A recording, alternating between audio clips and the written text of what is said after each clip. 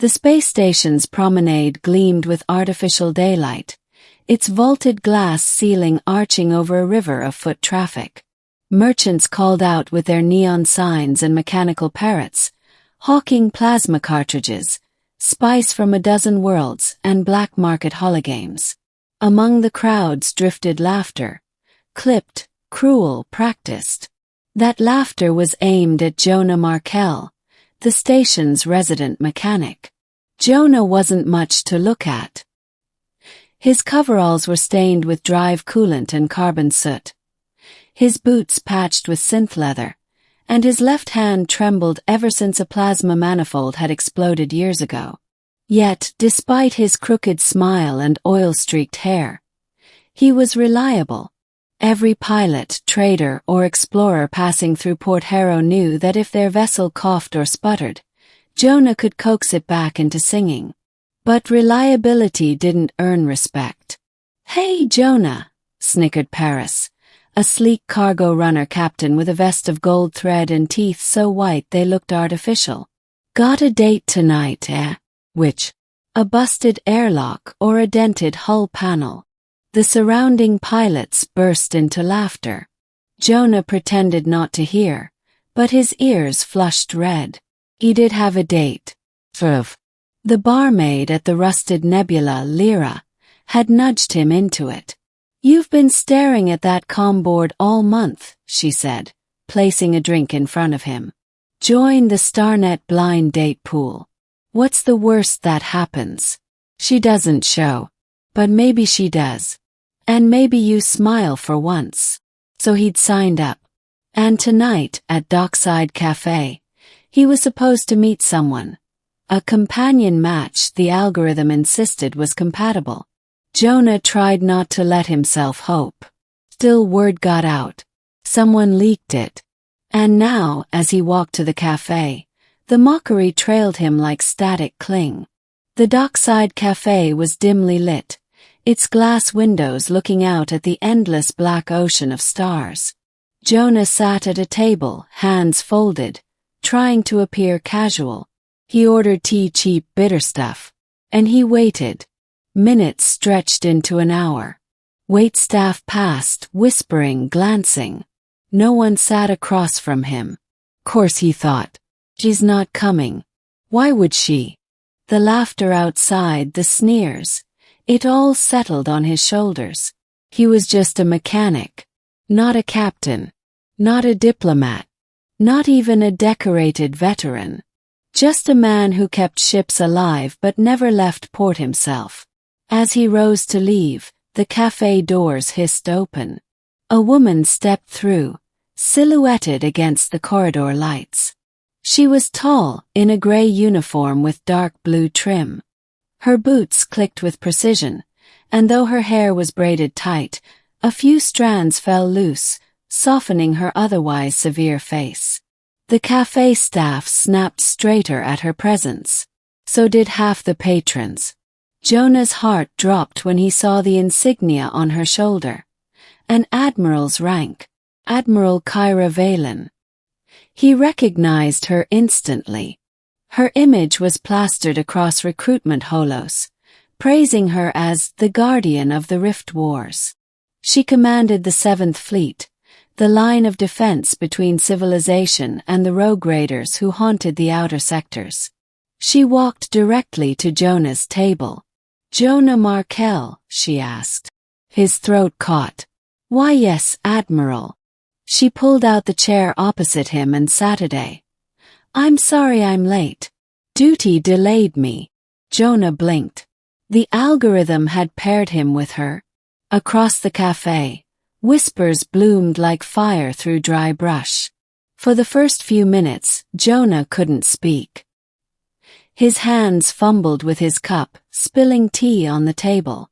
Admiral Valen ignored the accident with a small smile. "I know this is unusual," she said, voice low but steady. "But the algorithm was right. We share interests." Jonah coughed. "Interests? You lead fleets into battle. I fix ships that dock here." Her eyes softened. "That's why I agreed.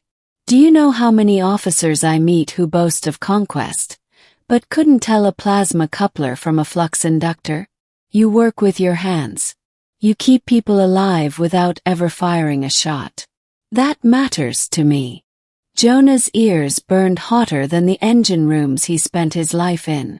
For once, he didn't feel mocked. He felt seen. But their moment was shattered when Paris and his cackling crew stumbled in. Spotting Jonah, Paris smirked and raised his voice. Look, everyone. Jonah's blind date showed after all. Shame she's imaginary unless, he froze, seeing Valen's uniform. The cafe went dead silent. Chairs scraped as patrons stiffened, realizing just who Jonah's date was. Admiral Valerius slowly rose to her feet. Every eye followed her. Her presence filled the room like gravity. Enough, she said, her voice sharp as a starship's broadside. I've watched this man work. Without mechanics like him, none of you would fly more than a day before burning alive in vacuum. You mock the hands that keep your vessels breathing, while you strut about with credit-lined coats. Jonah Markel deserves respect. Paris's smirk faltered. He muttered something about leaving, then all but fled the cafe. His crew followed, heads down. The Admiral looked at Jonah again, her expression unreadable. Walk with me, she said. They walked the station's quiet observation deck, stars wheeling endlessly beyond the glass. Jonah struggled to find words. You didn't have to defend me, he finally said. Of course I did, she replied. Every soldier in my fleet knows the truth. Without engineers, without mechanics, the Admiral is nothing but a figurehead. Jonah chuckled awkwardly. Phil, I think you scared half the cafe into silence. Good. They needed reminding. She paused, then added, I wasn't only speaking for you, Jonah. I was speaking for me. I've seen enough war to know medals mean little. What endures are the people who keep going, who keep fixing, who keep others alive. Her words pressed into him, deeper than any compliment he'd ever received. For once, he wasn't invisible. Over the next weeks, Jonah and Kyra's paths crossed more often. She stayed docked at Port Harrow longer than expected, claiming supply delays. But Jonah knew better. They'd sit at the dockside cafe, sharing tea. He'd show her the underbelly of the station, the crawl spaces where conduits hummed and lights flickered. In turn, she'd tell him stories of battles at the edge of known space, where fleets vanished into black holes or clashed with raiders who carved planets for fuel. She never glorified the fighting. Her tone was weary, thoughtful, reverent of the lives lost. And slowly, Jonah began to dream. Dream of more than rusted bolts and jeers. Dream that maybe someone like him could matter, not as a footnote but as a man beside someone extraordinary. But dreams don't last unchallenged. One night, the 7th Fleet received emergency orders. A pirate armada had breached Sector 9, threatening civilian colonies. Kyra had to depart at once. Jonah helped oversee the repairs on her flagship, Resolute. He crawled through the maintenance shafts, tightening plasma conduits, realigning shields. He worked until his fingers bled, knowing every bolt might decide her survival. Before boarding, she found him by the airlock. Jonah, she said, her voice softer than he'd ever heard it. I don't know if I'll return, but if I do, I'd like to see where this, she gestured between them, leads. Jonah swallowed hard. Then come back, please. She gave him the smallest smile, then turned and disappeared into the ship. Weeks passed. News trickled in fragments, raids, counterattacks, skirmishes in the dark. The 7th Fleet was battered, its losses heavy.